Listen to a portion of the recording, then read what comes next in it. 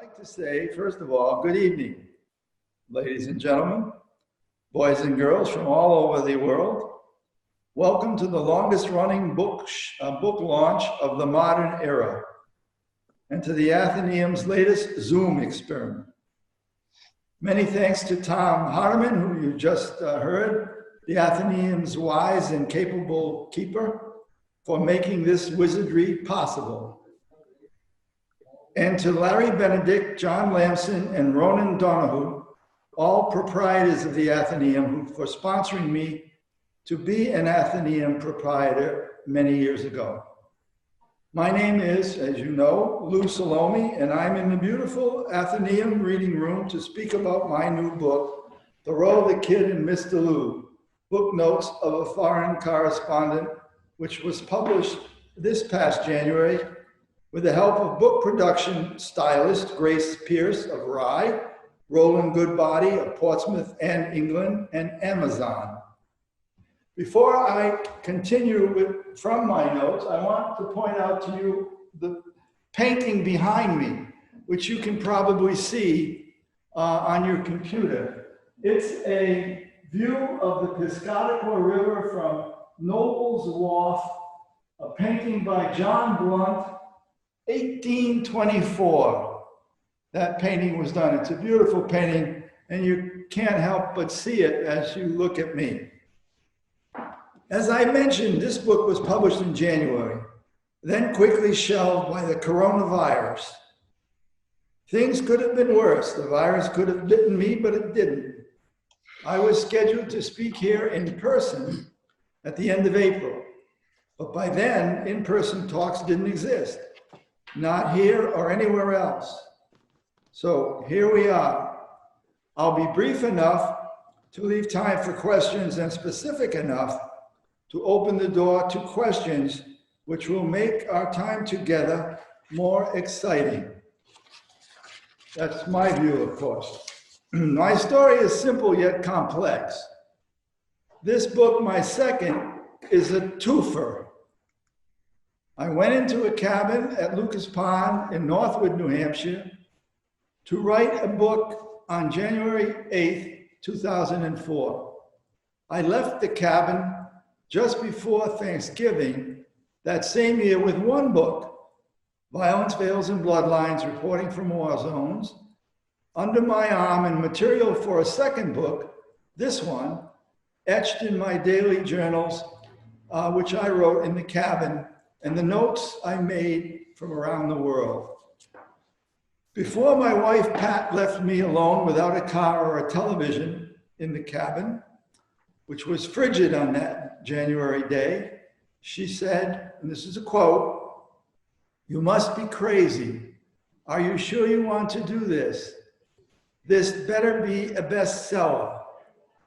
That was a fair introduction to the second coldest January in 100 years. I'm still working on the bestseller part of that. I got through the cold, but the bestseller part eludes me. I'd like to read, first of all, or next, a few comments from readers and reviewers that are in the front of the book that I have right here. From a reader who wrote a review in West Palm Beach, Florida. This is a quote: "Mr. Lou's neighbors around the pond in New Hampshire seemingly had little in common with the warlords, fixers, fighters, and herders that had crossed his earlier life abroad. But Mr. Lou lets us see the connections." End quote. From another reviewer, a very wise person in Miami, Florida. She writes, "Wanting to show how that idea worked of reporting from overseas and connecting to the woods of New Hampshire, he headed to a cabin in the woods to write a book. He got the isolation he sought, but also memories of people he'd met in war zones and spontaneous visitors from the not entirely deserted woods, and multiple lessons in how to dispose of eggshells and potato peelings." This is an important sentence too, and this is also a quote. His reminiscences are whimsical with a side order of profound. Please remember that, okay? You'll be tested on it later, perhaps. From another wise reader in Texas, quotation, "A great read in understanding a writer's mind. Since I read his first book, it was so enjoyable to understand how that book was written. The writing in this book is filled with the author's truth, heart, personality, and humanity. A wonderful read." From a writer in the great state of Pennsylvania, and I think you understand what that means, I'll read his review. "Violence, Veils, and Bloodlines, Reporting from War Zones" was Mr. Lou's first book. What resulted from that is Thoreau, the Kid, and Mr. Lou, an engrossing and entertaining combination of past and present influences and incidents described with Salome's gift to include the reader as he takes us on the journey that leads to this exceptional read. And finally, from an author who lives in Vermont, Thoreau, the Kid, and Mr. Lou interweaves into one tapestry the experiences the author had with strangers in other countries, with his encounters in the tribal region of the backwoods of New Hampshire. Now, I'll say to you that those reviews are a fair critique of the book, but you can write your own if you read the book. Now, I'd like next to talk about the title, Thoreau, the Kid, and Mr. Lou, Book Notes of a Foreign Correspondent. Well, we all know who Henry David Thoreau is or was. 175 years ago, he lived and wrote in the cabin on Walden Pond in Concord, Massachusetts, which is not far south of here. I lived and wrote at Lucas Pond, about 25 miles to our west. I thought often about Thoreau's adventure and how he got by on pennies for food during his almost 2 years in the woods, while I spent $1,523 for food and supplies. That says something, I think, about the change in the times. Now, the kid in the title, as some of you may have guessed, is Ted Williams, one of the very best hitters in the history of the great American pastime, and a legend in New England with the Boston Red Sox from 1939 until 1960. Now, that is, 60 years ago when Ted Williams retired. Legend or myth also has it that Williams and the former heavyweight boxing champion Jack Sharkey, who lived in Epping, which was near Northwood, New Hampshire, for decades. They fished all around Lucas Pond and maybe right near my cabin. Williams was as great a salt and freshwater fisherman as he was a hitter. He is one of the very few members of 3 international halls of fame. The baseball connection isn't contrived, but it can come under the rubric of kismet or fate. Baseball is a thick thread throughout the book, and here are some of the reasons for that. I found the publisher for my first book because I met Kathy Lockwood of nearby Rye at River Run Bookstore in Portsmouth, which is just down the street here. Kathy is the wife of Skip Lockwood, a former Major League pitcher. Kathy tipped me to the publisher of her book, titled Major League Bride, about her life and the wife of a big league ball player. Further, I grew up in a tiny Massachusetts town, population 1,400, in 1950, where baseball was king in mid-century America. Millville, the name of the town, has its own member, Charles Leo Gabby Hartnett. of baseball's Hall of Fame. In an area, the Blackstone River Valley, that 3 of the 17 American League umpires in 1958 called home. That's remarkable. Really is remarkable when you consider the population of that area was tiny, yet 3 of the 17 major American League umpires came from there. They lived there. Many big league ball players came out of the factories along the Blackstone River, an area that gave birth to the American Revolution. In that sense, Samuel Slater, who brought the machine age to this country from England, founded the factory teams along the river more than 100 years later. The Blackstone River Valley only runs from the hills outside of Worcester, Massachusetts, about 50 miles to Pawtucket, Rhode Island. That's it. Yet there were factories that had baseball teams all along that river, and many of the players were great players, not only in that area, but in the national pastime. In 2004, my writing year in the woods was also the first year the Boston Red Sox won a World Series title in 86 years. It's almost a century. I attended the Red Sox fantasy camps for the elderly in January of 2006 and 07 in Fort Myers, Florida, which was much warmer than January 2004 in Northwood, New Hampshire.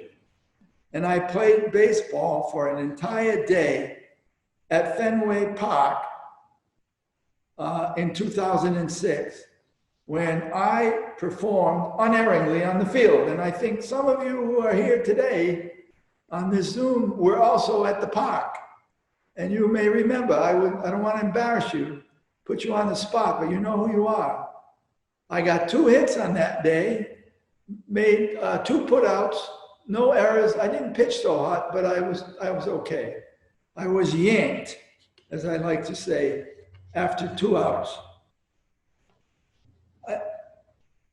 At the fantasy camp in 2006 in Fort Myers, I asked for Elijah Pumpsy Green's jersey, his baseball number, which was 12. The meaning of the number 12 in Elijah Pumpsy Green's case was because the Red Sox signed Pumpsy, who was their first black player, in 1959, 12 years after the Brooklyn Dodgers signed Jackie Robinson, the first player in the major, the first black player in the majors.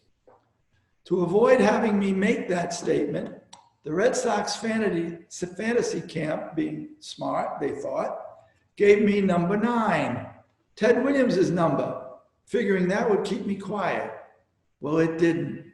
I objected vehemently. The Sox finally gave me Pumpsy's number 12, while I also kept Williams' number 9. So when I had number 12, people on my team would ask me, why do you have number 12? And I told them Pumpsy Green.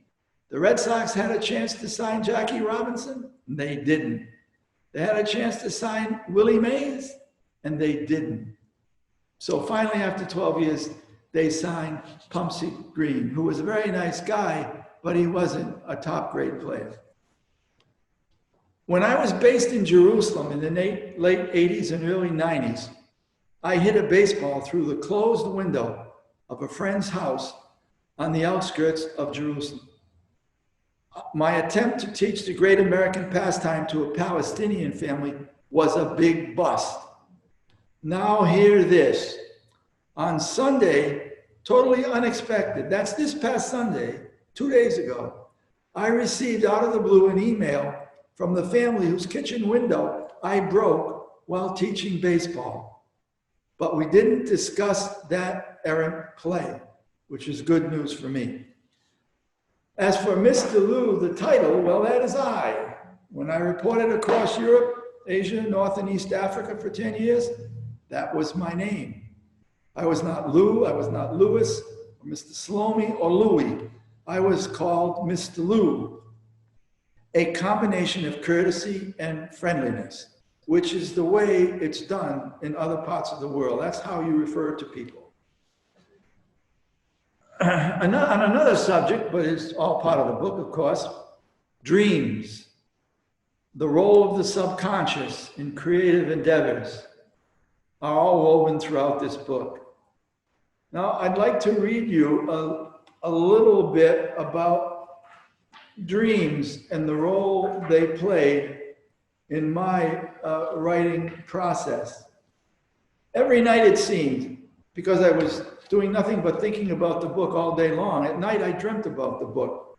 And here's a little excerpt from my journals. Quote, "Clean the toilet for the hell of it.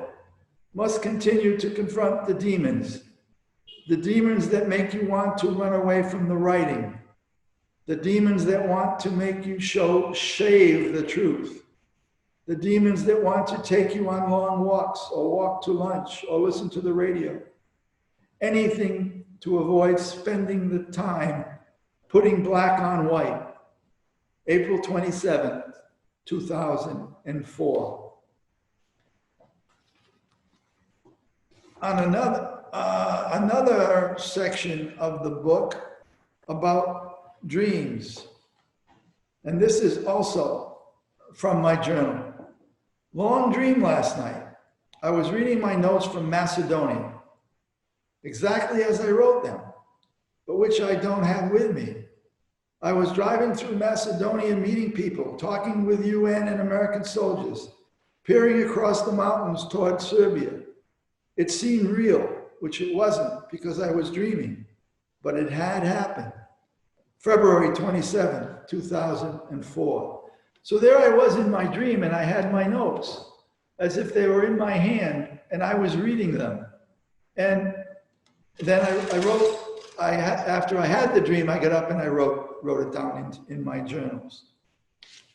Now, what happens with dreams is, in my case anyway, my subconscious clarified my conscious recollections, sharpened and solidified what I was trying to write when I stared at the computer. Clarity of events past came on the wings of my dreams. Mark Twain, also known as Samuel Clemens, used dreams to his advantage when he wrote. And this is from my book. By his actions and his words, Sam Clemens, better known for commercial purposes as Mark Twain, praised the role of his subconscious, which he also called the unconscious, in his long, brilliant, and provocative writing life. When Clemens was stymied for ideas about how to make a story work, his writing tank empty, he went on walkabouts, sometimes putting aside a manuscript for several years. What refilled his tanks, Clemens wrote, was unconscious and profitable cerebration, his word for the subconscious. I can imagine Clemens working on his books when he didn't even know he was doing so, until his conscious mind bellowed that the time was right to write again. Louis Armstrong did the same thing. He talked about how one night while touring in North Dakota, he couldn't get a song out of his head. The lyrics, he said, just kept hitting. His answer was to put it right, to do it now while it's on my mind, by getting out of bed at 4 o'clock in the morning and scribbling the words on paper. Someday You'll Be Sorry is the name of that tune. So I did the same kind of thing at a different level, of course, but I did it nevertheless. Now, many of you will identify in the book with the changing seasons in the natural world, the woods as seen through my eyes. It's about black flies and spiders that hibernated with me in the cabin, and small fish in the cabin wall that were caught by children before my arrival. And here you will read my running joke about the deer that I found in the woods. I never found them, actually. That was the whole problem. That was the whole point. I kept looking for them, but I never found them. And I tell that story in a continuous fashion throughout the book. And I'm going to read, once I find the proper page, which is imminent, I am going to read a few words. Come on, where's the page? Here it is. On many days and in all seasons, I searched valiantly for deer in the woods. All I ever saw were signs of stealthy critters that stealthy critters had left behind, leaving me to feel that some sort of weird spiritualist trying to interpret animal droppings and hoof prints among the leaves in the snow and the dirt. March 23rd was typical of my searches and of my futility. For hours, I trod through the woods, stopping often to make book notes and to search for deer. None, nothing, nada, only more scat and trails. I even tried hitchhiking in the woods, believe it or not, to and from a market, to test the charity of the good people of New Hampshire, and to dredge up memories of my first 2 years of college. When I hitched to Holy Cross College in Worcester, Massachusetts, class of 1962, I was a classmate of Dr. Anthony Fauci, this country's primary expert in contagious diseases, a man you have all come to know and respect.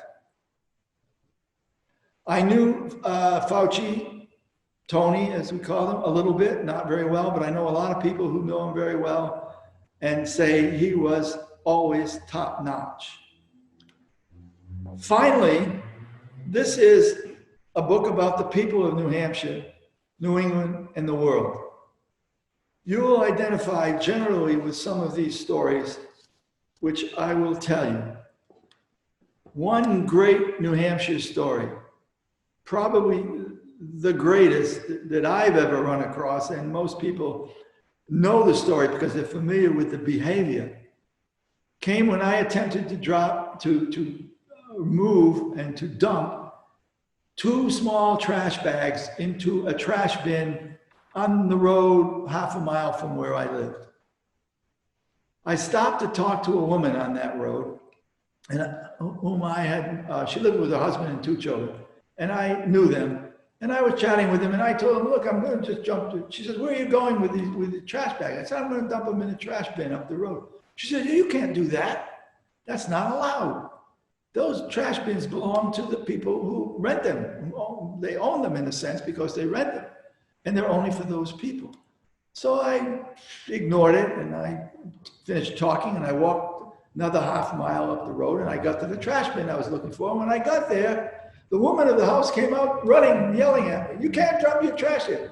She knew I was coming because the woman I spoke to earlier had called her up. She called her and said, hey, this strange guy is coming. He's going to dump his trash in your trash. So I was warned. She was warned, and I stopped. We had a big argument, which is all in the book. And but I was stymied, so I decided to walk another 1.5 miles looking for a trash bin. I never found one all along the road on my way to Demons Country Store. Now, Demons is in actually Nottingham, West Nottingham, I believe. The Wests and the Easts and the Norths and the Souths are all very important in New Hampshire. And I get there, and there's no trash bin there either. So I go in, I put my trash bin by the side of the front door on the step. I said, oh, I can't take this in there. So I walk in, and I meet a man, very nice man. His name is Jody. He's still there. And Jody and I became friends, and we exchanged books. And at the end of our conversation, a woman comes in and says, she holds my trash bags up, and she says, whose trash bags are these? And I said, oh, God, here we go. What am I going to do to get out of this? I said, they're mine. I'll take them quickly. So I took them. Jody says, I'll take them. I'll get rid of them. And he puts them underneath, in a trash bin underneath the counter. So I was out of that pickle. But I got lucky at Demons in many other ways. Because there's been Demons is a special place in West Nottingham. There's been a country store there since before James Monroe was president, which is more than 200 years. And until last year, every 4th of July for almost 20 years, the Declaration of Independence is read on the steps of Demons Country Store at 9 o'clock on July 4th. A couple of years ago, I went out to see the event, and it was just as Jody said. It was amazing. People came from all over the, hill and dale, from all over the countryside, on horseback, on motorcycles and cars and trucks to see this event. Jody's wife made bacon and eggs and breakfast for everybody, and it was a big party, and it was a special time.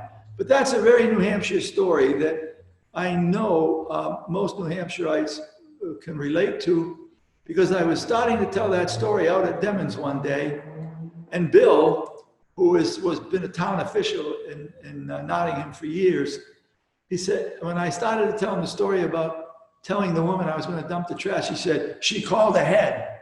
He knew immediately that that's what she would do.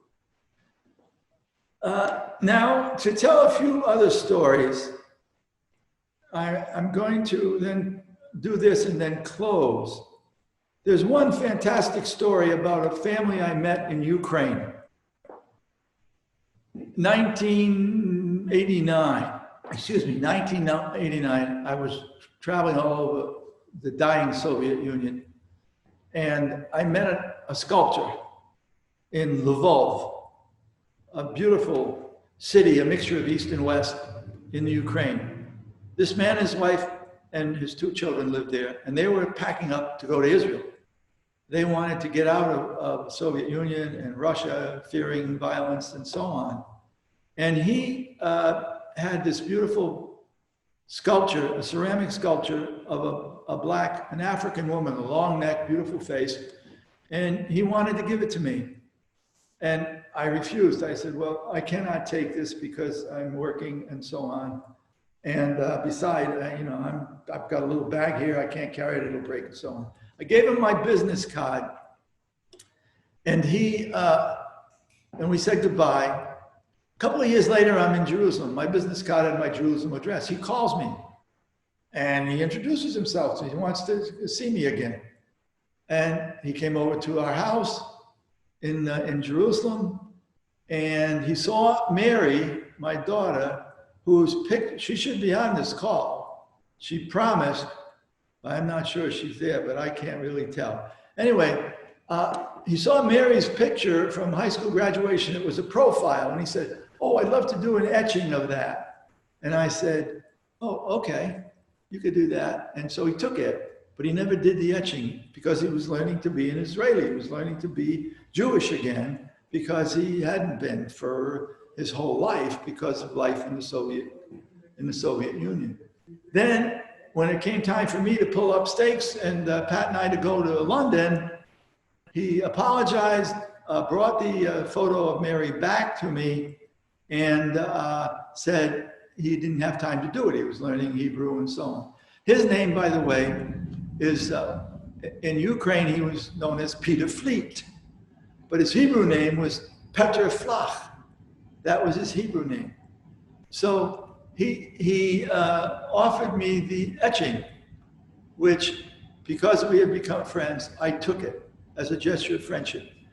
Took it to London, took it to West Palm Beach, Florida, took it to Portsmouth, and had it at our house in Portsmouth. When I met a woman at Demons Country Store who ran an antiques shop in Antiques Alley in Northwood. And one day I went up there just to see her and say hello. And she had a beautiful wood plinth in the shop. And I talked to Pat about it. I said, I'd like to buy it. I think it would be perfect for the sculpture that we have. Now, I bought it, and that sculpture sits in our dining room on that wooden plinth that came from an antiques shop in Northwood. So the story goes from Ukraine to Jerusalem to London to West Palm Beach and to New Hampshire, to Portsmouth, New Hampshire, where it lies today. Another quick story about security. I'll stop after this. What time are we at, Tom? I don't want to go too long. We've got half an hour. We have another half hour. As long as you want. Oh, we can go as long as I want. Oh yeah, well, it's only been half an hour. That's not too bad. All right, security. This is a story of Pakistan. I was there for 3 weeks. I was in Afghanistan for a month. And I was having a dinner in a restaurant in a Marriott hotel. It happened to be in Islamabad in Pakistan. And a man comes over to me. I was alone. And he said, why don't you come join me? So I said, uh-oh, something's up. I could tell this. So I said, okay, I'm not doing anything. Maybe I'll learn something. So I go over and we sit and we chat. And he tells me he's a real estate agent in London. He's just visiting Pakistan. Well, that's all nonsense, because if he were really a Pakistani and not a spook, he was a secret police, what they call in the Middle East, a mukhabarat. He was a secret police guy. And what he's telling me is, okay, you've been here long enough, sir. You better get going. Get going. So I picked that up, and then we had lunch, and I left. And then I went to my room. I was leaving in the early morning the next day, and I'm starting the packing. I got violently ill. I mean, violently ill. I don't think I'd ever been so unhealthy. Well, maybe other times, but this was pretty bad. And I was having trouble packing. I couldn't get out of the room. And then he calls me up on the phone. I had given him my number, my cell phone. He says, why don't you come up to the room? We have some whiskey here and some Russian women. You might enjoy this. I said, no, thanks a lot. I'm leaving. I've got to go. And that's when, at that moment, around there, I got really, really sick.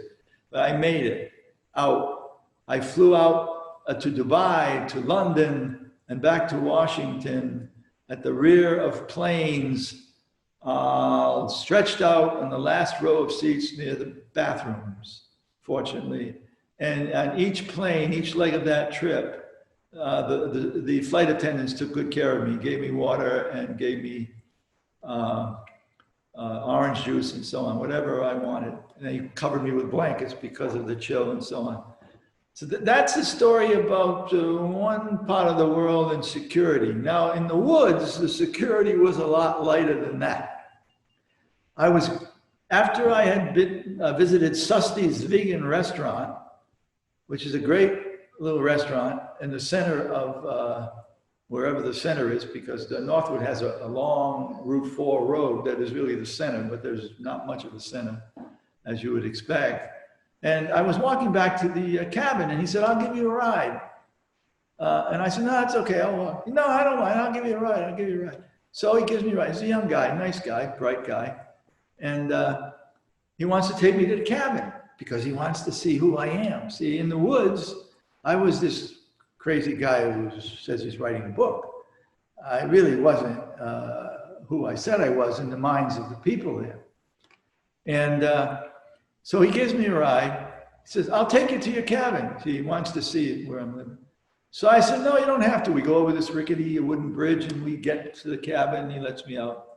And then later on that night, he calls me and I recognize his voice because I told him that I was living in the cabin. I was renting a cabin from a particular individual. And so he called asking for the individual and he got me and I recognized his voice. But I never told him that I knew it was him. When I saw him the next time, I called him Dr. Clouseau, after the Clouseau movies of long ago, Inspector Clouseau. And that's the difference between the security here and the security in other places. Now, there's just one other story that is telling also about war.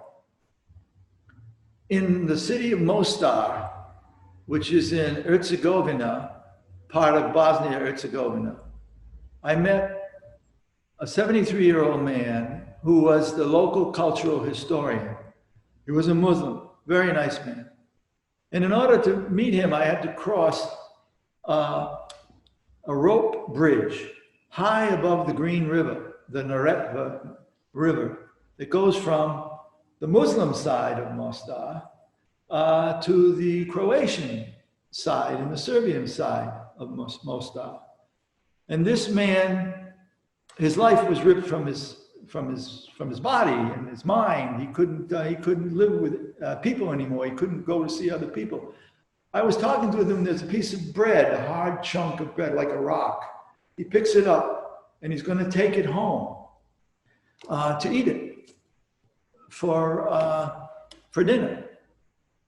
And on one occasion in the cabin, the one person outside of my family who came to visit me was a man who lived not too far away.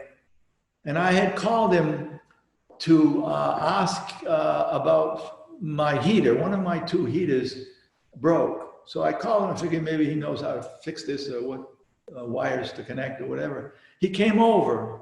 He wasn't home when I knocked on his door. And then when his wife told him I had been there, he came over to see me and we started talking. And he talked to me about war. He was a veteran of the first Iraq war. And he went on and on and on about the futility of war. Now, this was not what I expected from a soldier living in the woods with his wife and children, a couple of children. He wanted to go actually out to Utah or Colorado to get away from the people. And there weren't very many people around Lucas Pond. But he told me, and this is before the Mexican wall and Mexico's going to pay for the wall. This was before that. He says, you know, you can't seal a border. And he went on talking about how when you go into another country, you're at a disadvantage because you don't know the sounds and the smells. This is all in the book. And I think those stories comparing the people of New Hampshire and the people elsewhere are what make part of the reason that the book is special. Not the only one, but part of the reason. And with that, I think I should probably say thank you very much and hope that you have a bundle of questions and fire away. How do we go there now? There's Grace. I see Grace Pierce's name rather. Hi, Grace. I saw her name. I don't see any faces. Tom, what do we do next? Hi, Grace. We're waiting for. Hi, how are you? Hi, thanks. How are you?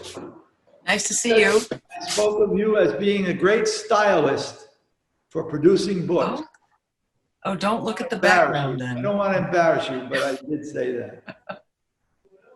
Do we ask for questions? This is a new experience. Go Okay, please ask me a question, any question. My mother's name, what my name is, my grandfather's name, anything. Melanie, do I see you highlighted? No. Hey, Tom here. Tom. Tom? Hey, I got a practical question for you. What did you do the second time you needed to dump some garbage? What did I do the second time? You needed to dump some garbage. I took it home. That's a good question. Took it home. Okay. Tom, how are you? It's nice to see you. I stored them in the basement of the cabin for 3 weeks or so until Pat picked me up, and then I took them home. And I never made that mistake again. Yeah. That's a good question. Hello. How many times did you? Go. How many times did you go home to wherever home was, Portsmouth or Dover, when you were out there? 3 or 4. Once a month? 3 or 4 weeks. Every 3 or 4. Okay. I needed to resupply. I sort of ran out of the essential foods. Pat would come and pick me up, and I'd go for 10 days, a week, 10 days, resupply and go back out. I took July off. We went on a cruise to Europe, which was a good break. But even there, I was making notes and writing from material for my book. So you never get it. When I was writing the book, I never got away from it at all. Next question from Andrew Moore. Hello, Rachel. So Lou, you wrote one book in the woods, and then I think you wrote this one. So what were the differences in the motivations between the two?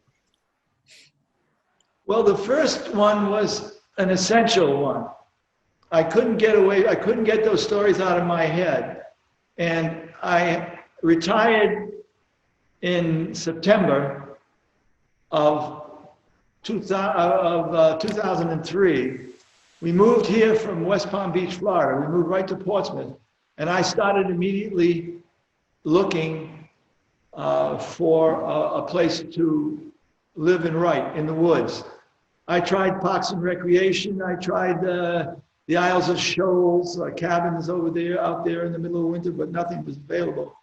And a friend of Mary Lou's, my sister Mary Lou and Rob's, had a friend who lived near them, and they had a cabin at Lucas Pond, which fit the bill perfectly. And I assembled everything I needed, and I went out there in January 8th. So I was actually here a total of about 3 months before I went out there. Now, the second book is something that I had an idea for when I was out there. When I was doing the first book, I kept journals, daily journals of how I was doing it, what I was eating, how I was coping, the walks I took, the deer I never found, the cribbage card game I played that helped me. That was a different kind of motivation. Then I had 5 heart bypasses in 2012, and that sort of got in the way. And so the writing process of the second book was all over the world, really. I did it at Andrews in Albuquerque when I went out there. I did it on a cruise, another cruise we took across the Atlantic to Rome. So the motivation is totally different on the second one, not as strong, but nevertheless important to get it done. And I had a lot of it done in the form of the journals that I kept and in the notes that I kept when I lived and worked overseas. Let me see. Thank you. What else? Chuck Bolton has a question. Who has? Chuck Bolton. Chuck? Yes, hey Lou. Hi. How you doing? Fine, thanks. Oh, how are you, Chuck? I'm fine. Enjoyed your book, and you told the story on my favorite part, getting rid of the garbage. A question I have is, have you got a third book in mind? Well, I do, but it's something that I don't think I'll ever finish. It's about the end of newspapers. Uh-huh. I've started it, Chuck, and it's a lot of work, and it's fiction too. So I've never written fiction. So that, I don't think that's a steer that I will ever wrestle to the ground. But I've started it and I've done a lot, but it doesn't go anywhere. So, but I have some ideas of how to make it go somewhere, but I don't really want to go in the woods again. I'm a little older than I was then. So Thank you. the way. But that's a good question too. Okay, then you've got one from Laura Etheridge. Oh, hi, Laura. Hi, Uncle Louie. How are you? Peace, Laura. Go. My question is, so as a writer, I really related to your description of all the things you would do to escape the demons, the writing demons. Yeah. And I'm wondering, if did you leave any demons in the cabin, or did they all survive alive and well?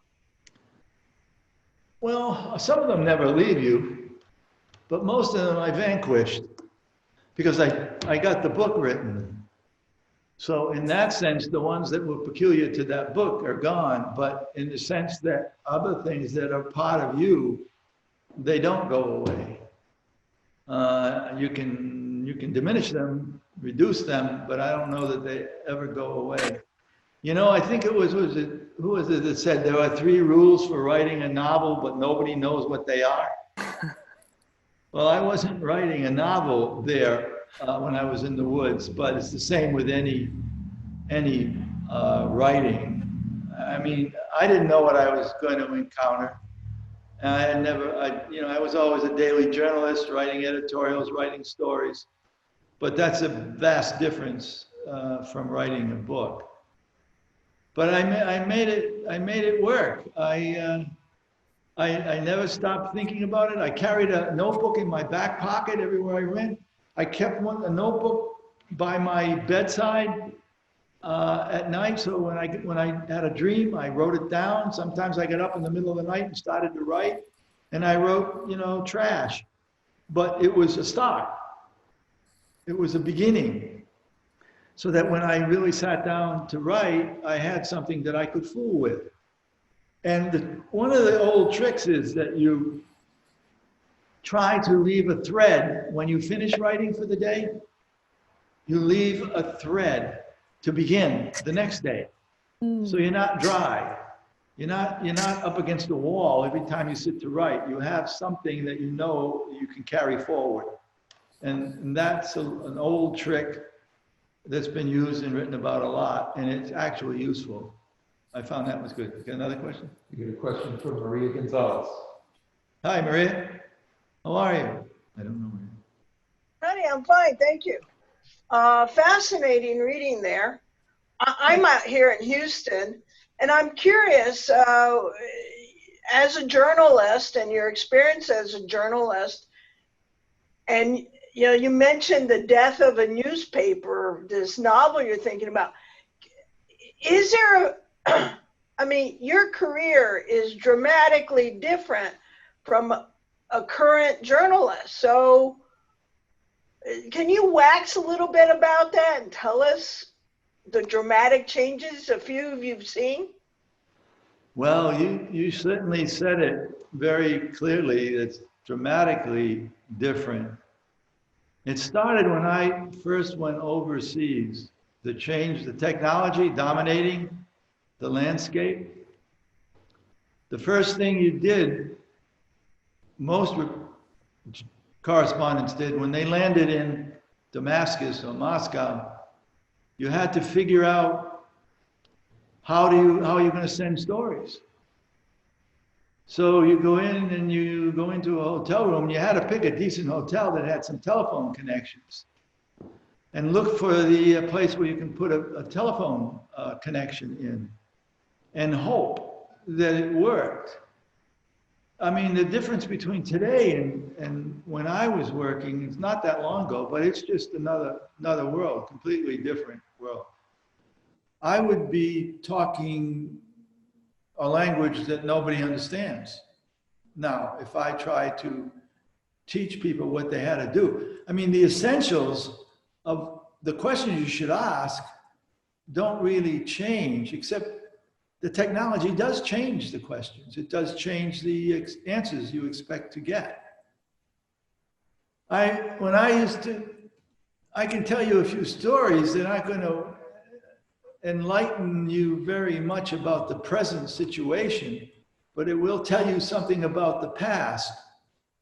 I go to Iran in 1989, my first trip from Jerusalem after I arrived, just a couple of weeks after I got to Jerusalem. The Ayatollah Khomeini died, and I had to go there. And it was a long, long trip. That's in my first book, I believe, most of it. So I end up in Iran, and I stay in a hotel with 25-watt bulbs in your room. You can't even see. And you have to file through a teletype machine. By the way, there's a story in my book about, I have the last BBC teletype machine that was used in Jerusalem. I still have it at home. I brought it to London. I picked it up off the street in Jerusalem, brought it to London, brought it to West Palm Beach, brought it up here, and it's in packaging. It's still at my house. But I'm in Iran, and I have about $1,000 left, and I have to get out the next day. And I made friends with the teletype operator. That's how you did it. I made friends And I get on the line to file my last story, which was going to cost an exorbitant price. It was a short story, but it was going to cost everything I had. And I didn't have enough money then. I wouldn't have enough money to go to the airport to catch the plane out. And so I had made friends with the young man there, and he said, call your office, teletype your office in Washington, and tell them to send you a message. And then on their dime, that message, you can respond to them with your story, and you won't get charged for it. Your office in Washington will get charged for it. Did I make that clear? He was telling me a way to another, to gyp the hotel, which is not good for him and his job. But he told me how I could send a story without having to pay a large fee. So I did that. And then I gave him a tip. It was much less than it would have been, and I had enough money to get to the airport. So I gave him a tip, and then I said I would send him more money. When I got back to Jerusalem, I didn't tell him Jerusalem, but when I get back, I would send him money, and I did. There was an Australian journalist I knew who was traveling to Iran for work. I gave him another $200, and I said, give it to so-and-so at the, it was the old Hilton Hotel called the Istiqlal in Iranian, which is freedom, independence, is what that means. And he said, this Australian journalist said he did. Now, I taught a class, to get back to the present situation, I taught a class at Emerson College in Boston, maybe 8 years ago by now. I don't think it was more. Anyway, the students there were operating already on Twitter. And they said the future of journalism was Twitter. Now, Twitter is a communications device. It's not journalism. It's not reporting. It's not knowing how to engage people and talk to them and getting them to give you what you want and to how to find things. It's not that way at all. It's just a device. It's like a computer. It's like a telephone. But that's the way people operate. Now, I sit and watch some of the news programs, and it kind of drives me not slightly mad, but almost totally mad when I listen to the questions that are asked and not asked. And that tells you the whole story. You know, I mean, the questions are kind of are silly. They're superficial. They don't really get to things. They serve the interests of the questioner, not the reader or the viewer. I don't know if I answered your question, but I'm glad I'm not working today. Thank you. I'm someday I'd like to sit down and just listen to you talk about your career. Well, I mean, if you ask me a few more questions, you won't be able to shut me up. I think about it and talk about it too often. Most of my colleagues are either recluses or they're dead or dying. And I used to have a really great newspaper man come into my office. I was the editorial page editor at the Miami News. He'd come into my office in the 80s and he'd say, I'm sorry, I don't mean to just screw your day up, but there's nobody out there I can talk with. You know, he was at the time in his 60s. And that's what he said, that nobody will understand what I'm talking about. And now I understand what he was saying. I knew it then too, but now I understand it even more. It's a very changed map, a changed world. It's I don't know where it's going. I don't know how are people going to know what the truth is when everybody's out there lying and spreading around false information, and they build a blanket of lies and create doubt about everything, and people believe them. I think the best solution is to write fiction. How's that? That'd be good for you, Laura. The best solution is to write fiction. You can tell a lot more truth actually, anyway. Now, I'll tell you the name of a guy who just died recently, Robert Fisk, F-I-S-K. If one of you in this group has heard of him, I'd be surprised. I'd be very surprised. Andrew Moore, you might know him. Of course, yes. Robert Fisk? Yes. Yeah, he used to write for The Independent. He's a really, really fine writer. And he lived in Beirut for 30 or 35 years. And he told the broad story, not always accurate on every point, but the total overall picture was spot on. But most Americans don't know about him. How many Americans know about Noam Chomsky and what he's had to say? But you go to Europe and everybody knows about Noam Chomsky.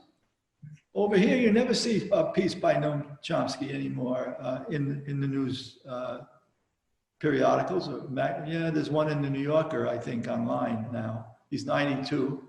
But Americans are often deprived of real news and really accurate information. I've always contended that the best stories, the best books and newspaper stories about the United States are written by foreigners because they're not hemmed in by myths that Americans usually are. Well, you know, we don't want to say that because we're going to offend this one. That's another problem you get.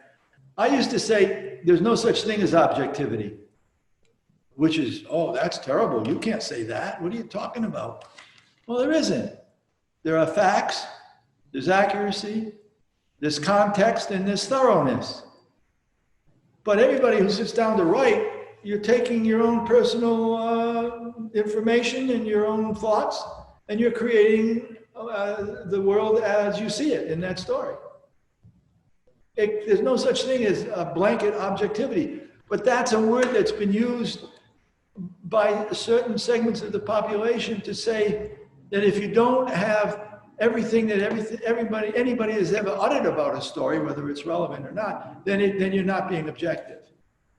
Well, that's been going on for 50 years, those kinds of attacks. And then I think the newspapers have done a poor job of fighting back. They've backed up, and they're at the edge of the cliff, and they're gone. I could go on, but next question. Catherine says that she recently heard objectivity described as collective subjectivity. Well, my first thought is that's not a bad description. I would have to think about it a little more to dig down into it, but it's sort of what I said. You have to be factual, you have to be accurate, you have to have context, which is often lacking, and you have to be thorough. Thoroughness means that you're trying to put all the relevant information into a story. Now, sometimes in newspapers, you don't have the length, and it's very difficult to do, but certainly in magazine stories, you can do it, and in books, you can do it much better. But I would suggest if you want to read journalism as literature, pick up one of Robert Fisk's books. The most recent big one was The Clash of Civilizations, I believe. And the one big one before that was Pity the Nation. It was about the Lebanon, what happened to Lebanon in the 70s and 80s. But that's a pretty good summary, because it has to be subjective. There's no way around it. But if you don't say everything that everybody's saying the way we want it said, then you're not being objective. And then that's part of the muddling process. And if you don't have people who are very good at thinking and thinking critically, and who have the knowledge to say, well, that's not true. You know, I know that's not true because this happened or that happened. Then you've got a fertile mind there to load with inaccurate information and have them believe. I think we're seeing that now. It's what the great historian Jill Lepore, I don't know if you've read her book, These Truths. about American history as you've never read it before. It's a terrific book. She called it the epistemological, I'm trying to think of the phrase. It's mutually assured epistemological destruction. That's the state we're in. Mutually assured epistemological destruction.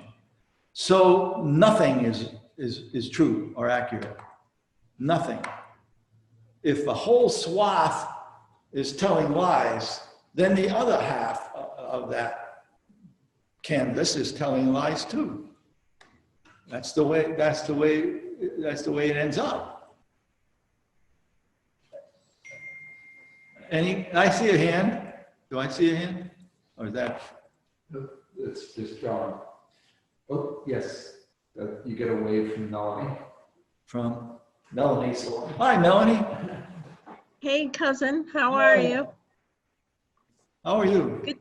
I'm good. It's good to see you. Likewise. I can see you, sort of. What's your question? Well, thank you for the chat. I was going to say about the media that we have today. Do you think the technology has propagated such a dilution of information that it's all about ratings and who has the most, you know, I guess, controversial story these days? Because when you talk about fake news, that seems to all be about ratings, you know, and how Trump would always say, well, I get Fox News, good ratings, right? So it seems to be muddled by, of course, greed, and that all adds up to greed. Do you agree with that statement? Well, yes, it's hard to disagree with it, but that's been a problem ever since the advent of television. Now, see, I came into newspapers back in 1966. Television was sort of new as a purveyor of news, and television was always my enemy as a newspaperman, but television was a friend of public figures because they could manipulate television. They had a harder time manipulating newspapers because you can't be with a writer or a reporter when he or she is writing a story. You're not there. But when you're being asked questions on television, you can answer any way you want, and you're going to get your point of view out there, whether it's true or not. I worked with a guy who used to cough and sneeze and everything whenever somebody was speaking, so television couldn't get it. And I used to stand in front of the TV cameras so I could block them. And they would yell and scream, and I'd say, I don't have to move because you're television, you know, I'd stay here, and I'd stay there, I wouldn't move. And there would be a lot of arguments, but gradually that dissipated.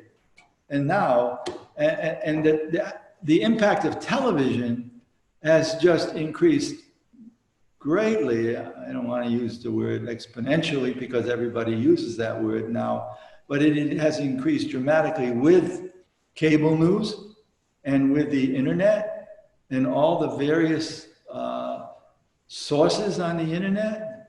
I mean, imagine conspiracy theorists having the same access and ability to influence people as a serious writers, reporters, journalists, whatever you want to call them. It's really wrong. It's not fair, but I don't know the way out of it. I don't know. Something might happen and somebody will figure it out. But if you had great stories, where are you going to publish them? Where are you going to put them? There aren't very many newspapers around to put them in or to get published. And there's some chipping away going on obscure sites. But how do you reach a great number of people? You know, I contend that if we were in this present media world that we're in now during Watergate, Nixon would have skated. Nothing would have happened. If Fox News were out there doing for Nixon what it's done for Trump, nothing would have happened. But that was a different world. And the news then would come every few weeks, every few days. You get a story out of the Washington Post that would be accurate, and everybody would check it and write it and everything else. And that was it.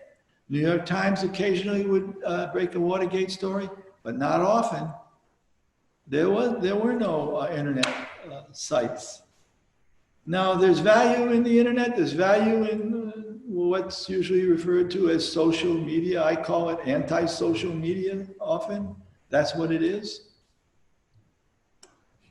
So, yeah, well, I agree with what you said about ratings, but it's worse than that. I think cable news, you don't need cable news. That's money. That's all about money. You don't need to know every little thing that's going on. Most of it's irrelevant. It's just because they need to keep the story going. Next question. This is pretty good. I like this. Can we do it again tomorrow? Question, Lou. Question? Yeah. Yes. Tom. Is there a limit to how many copies of your book any of these people can buy? Thanks, Tom. No, there's an unlimited number of books that you can buy, copies of my book. Here's one. You can get it on Amazon.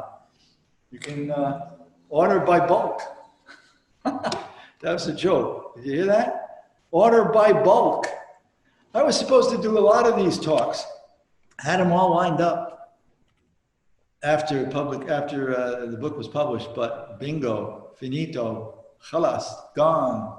Hi, Sonny. I see Sonny. Sonny Cody. I'm recognizing names. So I see Margaret. I'm seeing Mary Lou. I see Sharon. I see Andrew. But whose face is that in the middle there, Tom, down below?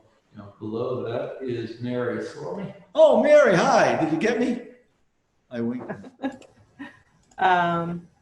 Oh, I did. I'm a little late, but I am here. I'm working from home she's today. working. She's in San Francisco. Mary's my daughter. And a long time ago, I was on C-SPAN in London. I was in London and I did a program on C-SPAN. And I told Mary I would wink at her when I was on the program. And I did. I winked at her and she saw me. And I winked at her again. All true. How about another question? This is fun. We can't, we could stay here until morning, but you don't want to do that. I don't have a question, but since I just happened to be in a class with Noam Chomsky online this morning, just happened that I was in a webinar with Noam this morning. He was saying that language is really something that evolved for thought, and communication is epiphenomenal. So communication is different from language, which means that for the past 2,500 years, people who have been studying what they think is language have really been studying and writing about communication. And I haven't really figured this all out in my mind yet, so I'm just rambling, but it to me somehow relates to what you were saying about journalism 20, 30 years ago, as distinct from what people are doing or ways people are using social media as a substitute for journalism now. So like I said, I didn't really figure the parallels all out in my mind yet, but you know, Chomsky kind of got the juices flowing. I was thinking, well, yeah, I buy that language is an abstract system that we use for thinking, and there are a lot of biological reasons for believing this to be true. There have been a lot of socio and biological experiments done that in labs and whatnot. But somehow this, to me, calls into question, what is communication and what is journalism and what is language? And I'm not really asking a question. I'm just throwing a bunch of stuff out there because I've been thinking about this for most of the day, not the journalism part so much, but the language versus communication stuff. So, you know, I don't know, but thanks for listening. Well, yeah, you're making a distinction between language and communication. I guess there is a distinction, and Chomsky is primarily a linguist, but he also does He's a lot also a sociological, political philosopher. Yeah, that's what I was going to say. He's a lot more than a linguist, and he's a rare bird. And unfortunately, he's not read enough in the United States. But the newspapers in England, for example, when I was in London, used to run a lot of his pieces.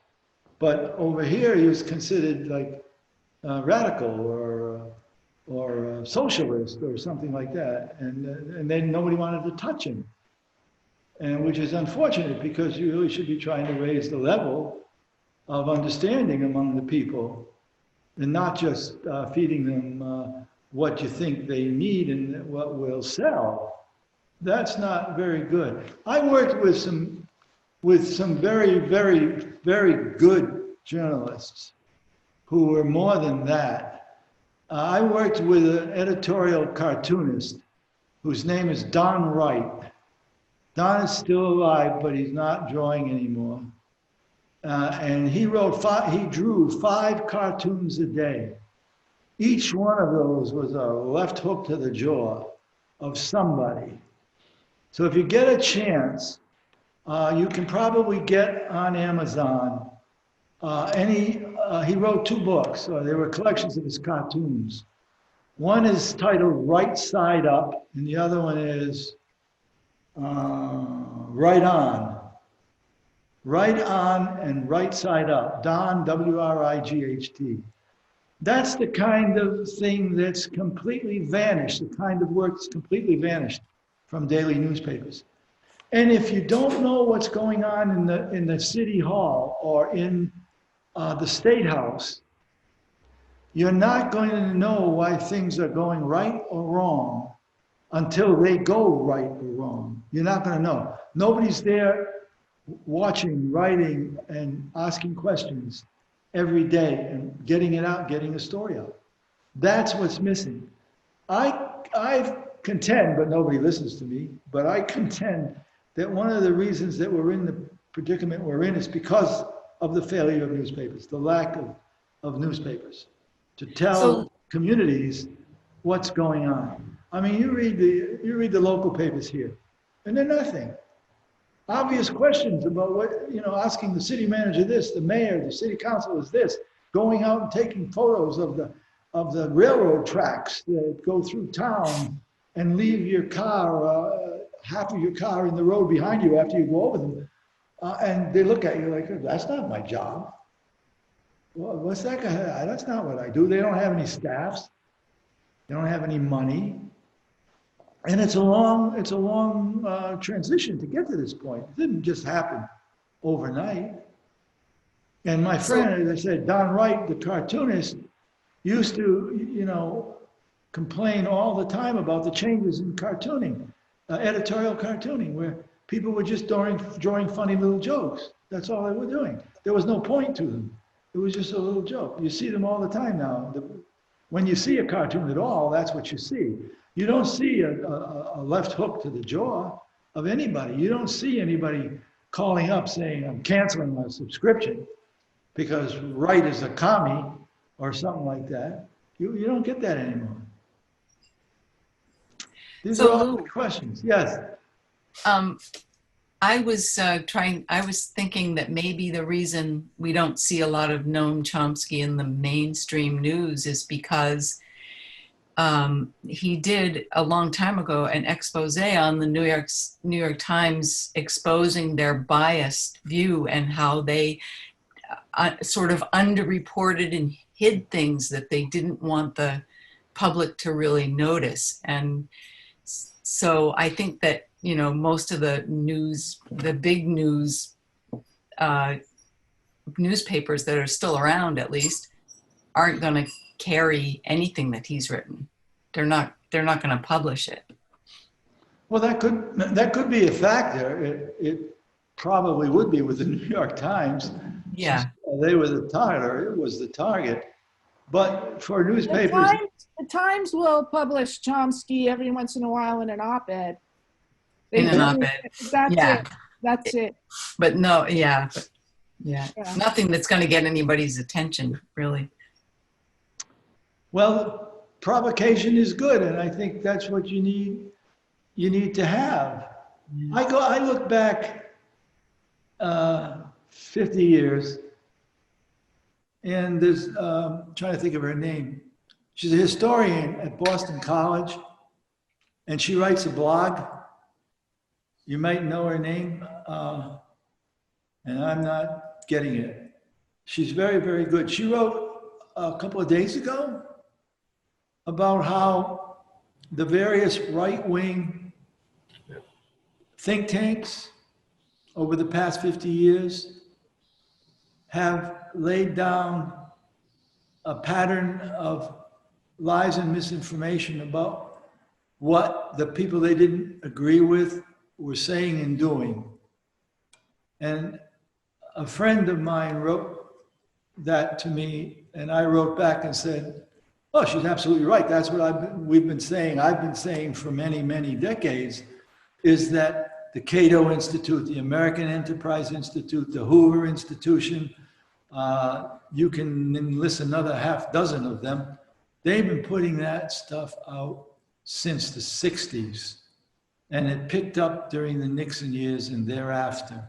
After Nixon's removal from office, it picked up a great deal after that, as everybody was going to get even for that. I mean, and they saw the primary thing is most newspapers are liberal, as if that's a terrible thing anyway, but that's not true. Most newspapers are in the business to make money, and most publishers don't like it when their newspapers lose money. They hate it. Now, you can look at some newspapers and make a case editorially and say, well, the New York Times is liberal. Well, depends on your definition of liberal. But yeah, I think they're looking to improve the status of the general population. Yeah, I don't see anything wrong with that. Instead of being afraid to spread some of the good news that this country supposedly stands for, why not spread it around? You know, as someone said, it's not like a pie. If you give someone else rights, it doesn't take away your rights. You still have the same rights. There are going to be more of them. There'll be other people who will have the same rights. It's not like a pie where you take a slice and then there's less for everybody else. It's not that way. Now, the Wall Street Journal is a, very conservative, modestly stated newspaper. I don't particularly like it. It's a business-oriented newspaper. A lot of people like to read the business stories. Some of the other stories that they do are very good. I say that the quality of newspapers is judged by not what they do, but what they don't do. That's where you have a problem. My problem with the New York Times is always what they don't do, not what they did or what they do. And so, there are many ways to look at this thing. But if you want to read about the United States throughout history, you're going to be better served by reading what foreigners say about the United States than what Americans say about it. Because foreigners are not bound by the myths and expectations of what American writers are bound by. They're just not. You go back to de Tocqueville in 1840s, French writer. And there are other examples, many of them. There's I was trying to think of the name and I still haven't come up with it, but the Swedish diplomat and historian who in 1947 wrote a book about race in America. And he said the problem in the United States, if they don't deal with race, they're going to have a real serious national problem. And it's still here. And you want to talk about race? We want to talk about, I have a friend who says, oh, all lives matter, not just black lives. Well, for God's sakes, that's not really the issue. You want to know about what this country is in blacks, it's, you got to go back to 245 years of slavery, of where the whole country was a prison for blacks. And then you come out of that and what do you get? Segregation, lynchings for another 100 years. And then everybody, what are blacks people angry about? I don't understand. They don't understand history. They don't understand what's happened in this country.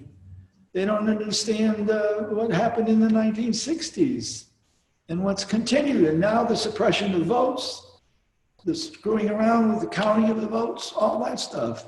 That's very significant. It's very discouraging. And then you've got some people at the top now on one side here spreading lies and saying things that are just not true. And they keep saying it and keep saying it and keep saying it. And they create an alternative universe of lies. So half the people say, well, that they can't be lying. It can't all be lies. Some of it's true. The other people must be lying. And there you have what Jill Lepore said, mutually epistemological destruction, mutually assured epistemological destruction. And that's what's happening. I don't know now what's going to happen in the next few years. It's going to be very, very difficult to move the country forward unless people get educated.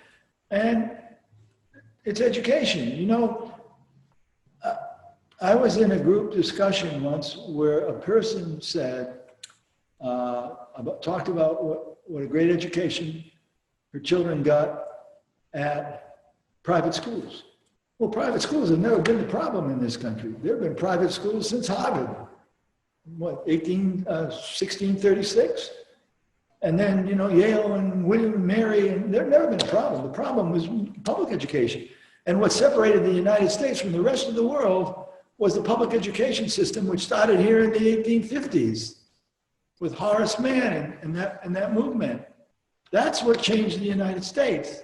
And now it seems, we've been going backwards with public schools. No money, don't want to put the money in. The poorer schools don't get the money that the kids in the wealthier areas get in their schools.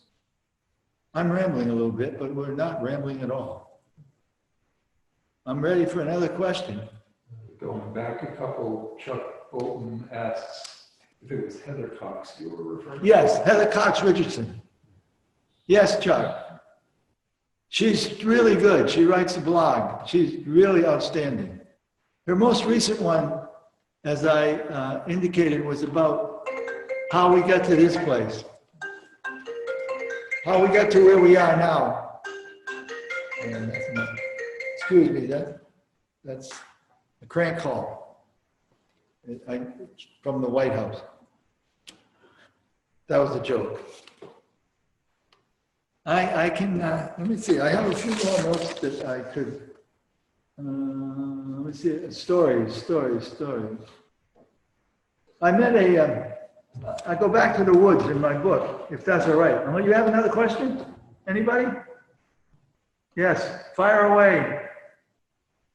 There's a hand up there. It's Chuck. Chuck? Oh, I don't recognize what his hat is. Chuck. Oh, David Aiken. Oh, David Aiken, sorry. Who is it? David Aiken. Oh, hi, David. Hi, Lou. I like listening to you. Thank you for all that commentary just now. I can't help but think about you referring to people being in prison back 100, 200 years, 200, 300 years ago.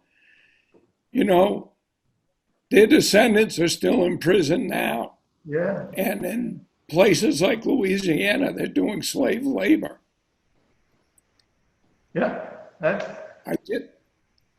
just want to comment on the book and say I love writing that makes connections, especially ones we don't expect or haven't heard of on our own.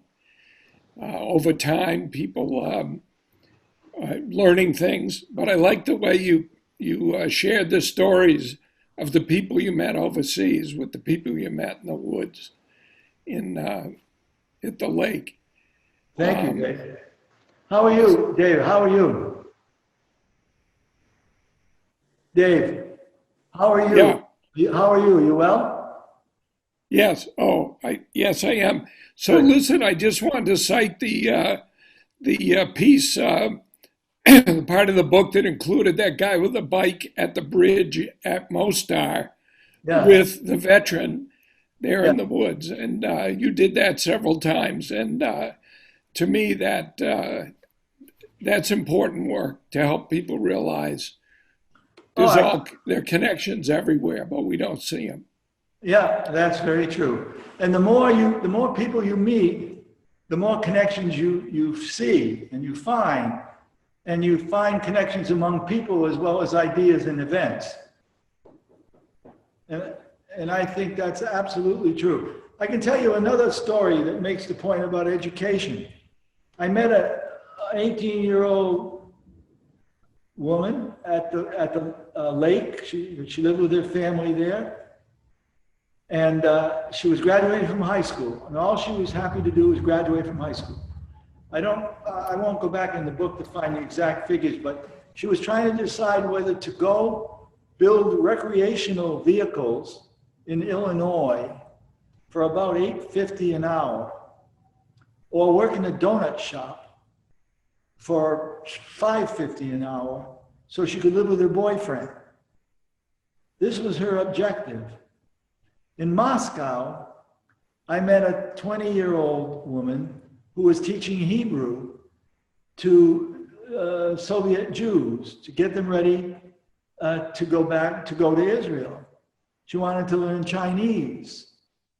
And, you know, we look at the rest of the world, whether it's China or Russia or whatever, as they're all dolts, they're all dumb, they don't know anything. And we look, everybody here is, oh, we're superior. We got the best of this, we got the best of that.